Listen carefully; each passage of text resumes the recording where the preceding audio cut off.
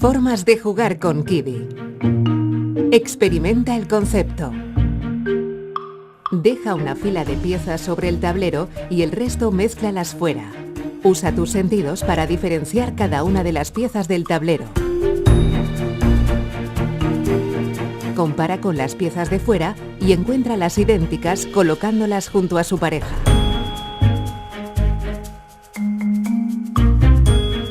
Encuentra parejas. Mezcla todas las piezas fuera del tablero.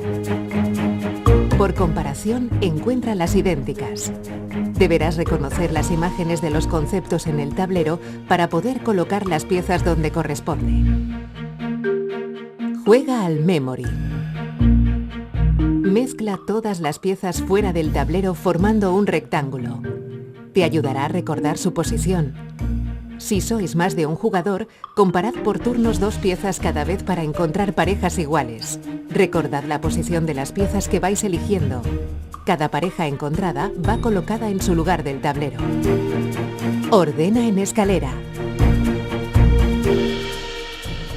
El juego de gradientes permite una forma de juego adicional, ordenar en escalera. Cada pieza contiene 5 conceptos sensoriales. Elige con qué concepto quieres hacer la escalera y empieza a jugar. Nosotros hemos elegido diferencias de peso. Deja una fila de piezas sobre el tablero y el resto mézclalas fuera. Usa tus sentidos para comparar las piezas entre ellas.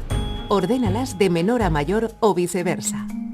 Ayúdate de las piezas del tablero para hacer todas las comprobaciones que necesites. Ten en cuenta que el orden de las piezas será diferente dependiendo del concepto sensorial que elijas.